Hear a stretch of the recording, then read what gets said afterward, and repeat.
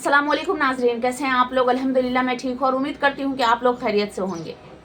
जैसा कि आप लोग जानते हैं कि आज सऊदी अरब की काउंटिंग दुनिया के सबसे अमीर देशों में की जाती है, लेकिन सऊदी अरब के पास इतना पैसा आया कहाँ से?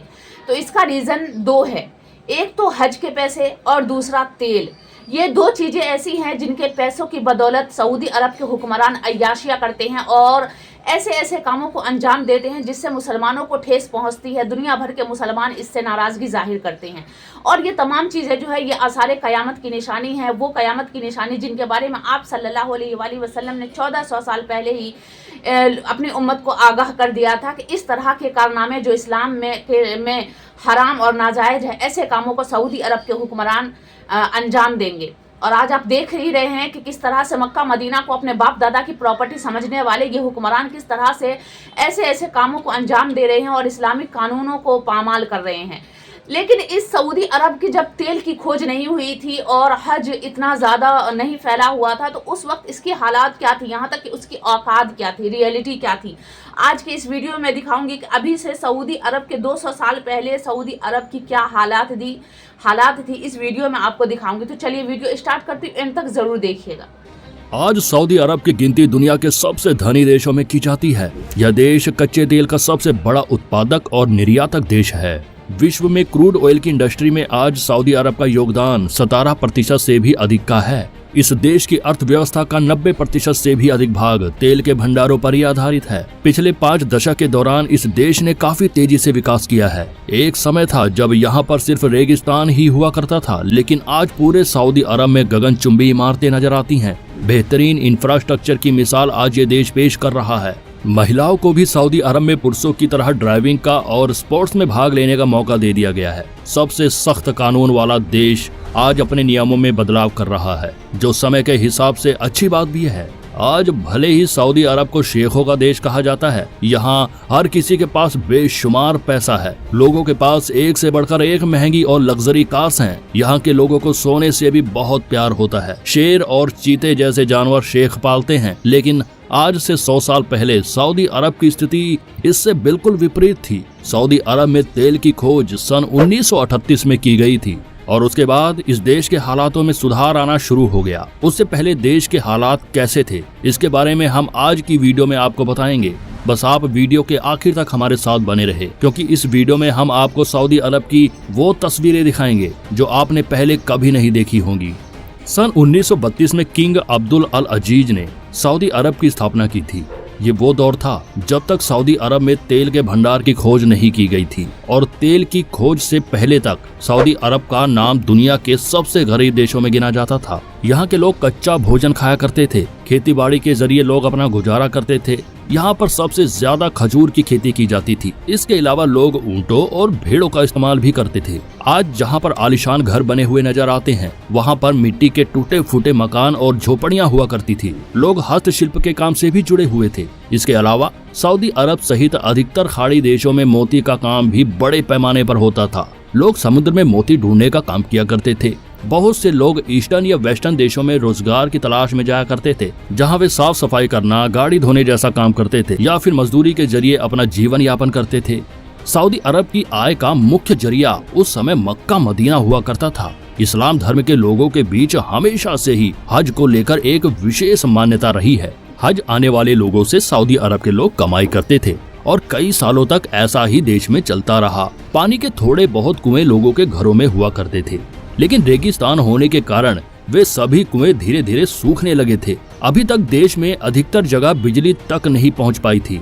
सन 1950 तक भी सऊदी अरब के हालात बहुत ज्यादा नहीं सुधरे थे, क्योंकि इस साल अमेरिका के एक बड़े डॉक्टर अब्दुल अल अजीज के इलाज के लिए सऊदी अरब पहुंचे थे।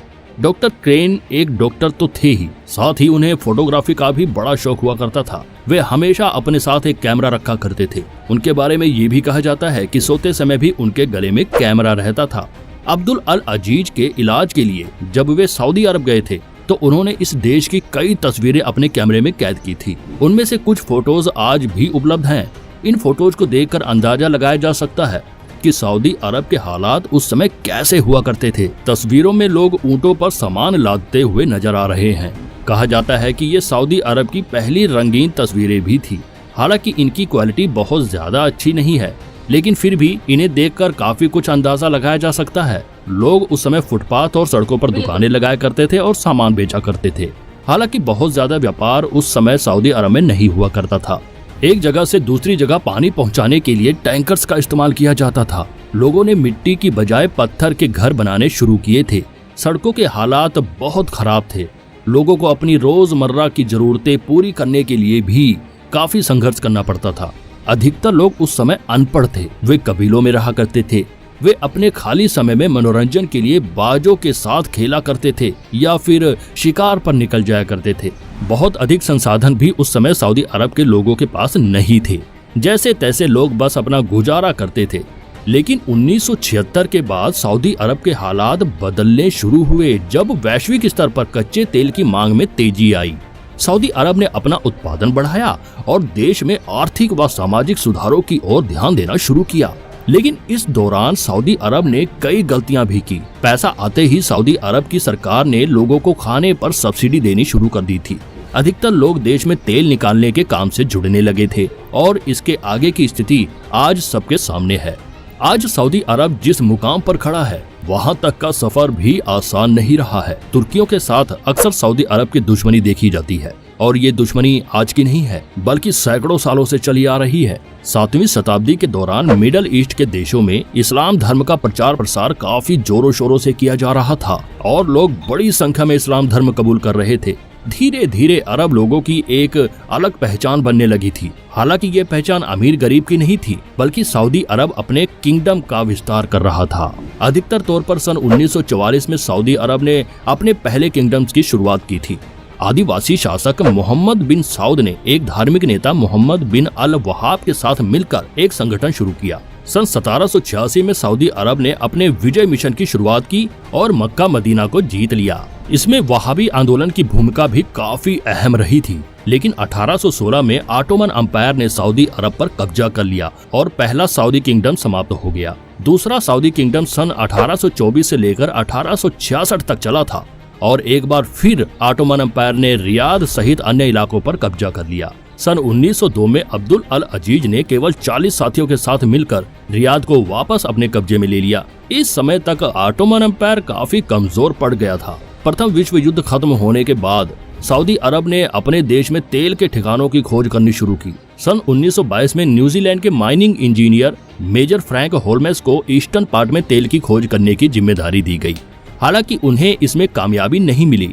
सन 1925 में अमेरिकन इंजीनियर कार्ल ट्विचहेल ने भी सऊदी अरब में तेल के स्रोत ढूंढने की कोशिश की। वे अपने मुकाम में सफल तो नहीं हुए, लेकिन तेल के बड़े बड़े भंडार होने के सबूत उन्होंने दे दिए थे। 1932 में बहराइन में तेल के भंडार खोज लिए गए थे, जिसके बाद सऊदी अरब में भी तेल के भंडार ढूंढने का काम तेजी से आगे बढ़ाया गया।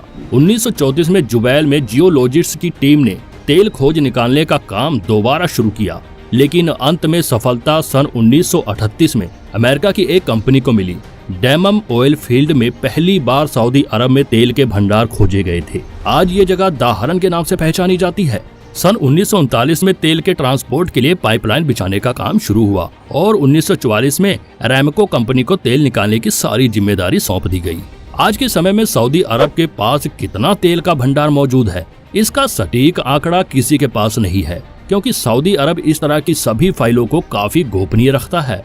हालांकि सऊदी अरब के आधिकारिक आंकड़ों के अनुसार उनके पास 250 बिलियन बैरल तेल अब भी मौजूद है, लेकिन इन आंकड़ों को पूरी तरह सही नहीं माना जा सकता, क्योंकि 1987 में सऊदी अरब ने कहा था कि उनके पास 170 बिलियन बैरल तेल का भंडार मौजूद है और 1989 में सरकार ने ये आंकड़ा बढ़ाकर 260 बिलियन बैरल कर दिया था।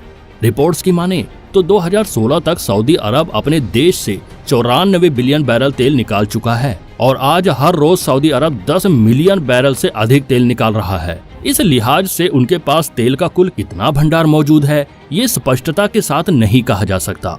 सऊदी अरब अभी तक तो आलीशान और लग्जरी लाइफ के लिए माना जाता है, लेकिन जल्द ही सऊदी अरब की खुशियों में खलल पड़ सकता है, क्योंकि दुनिया के कई देश पेट्रोल और डीजल जैसे ईंधन पर अपनी निर्भरता कम कर रहे हैं और अगर सऊदी अरब से देश तेल खरीदना बंद कर देंगे तो इस देश की अर्थव्यवस्था बर्बाद हो जाएगी।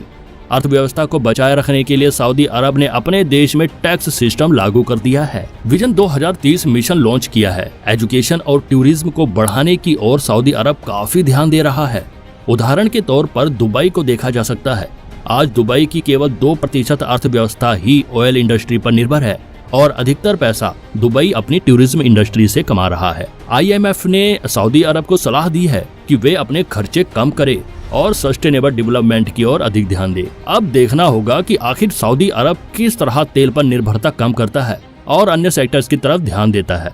तो दोस्तों, उम्मीद करते हैं आपको हमारी आज की ये वीडियो पसंद आई होगी। आप समझ गए होंगे कि तेल के मिलने के बाद किस तरह सऊदी अरब की काया पलट हुई है। वीडियो देखा, इसमें सऊदी अरब की अभी से 100 साल पहले क्या रियलिटी थी और किस तरह से ये आगे बढ़ा तेल की बदौलत और मक्का मदीना के हज के बदौलत कि उसकी प्रॉपर्टी को लेकर ये किस तरह से आज मैं तो कहूँ कि आग मूत रहा है और इस तरह से इस्लामिक कानून को पामाल करके और दुनियावी कानून को ज़बरदस्ती इंसानों पर सऊदी अरब पर थोप रहा है और जिसकी वजह से तमाम उम्मत मुसलमान को ठेस पहुंच रही है, तकलीफ़ हो रही है। अल्लाह रब्बुल इज़्ज़त ऐसे लोगों को हिदायत दे और हमें दीन पर सही तरीके से चलने की तौफीक अता फरमाए। वीडियो अच्छा लगा हो तो एक लाइक करके ज़रूर जाइएगा। अल्लाह हाफिज़।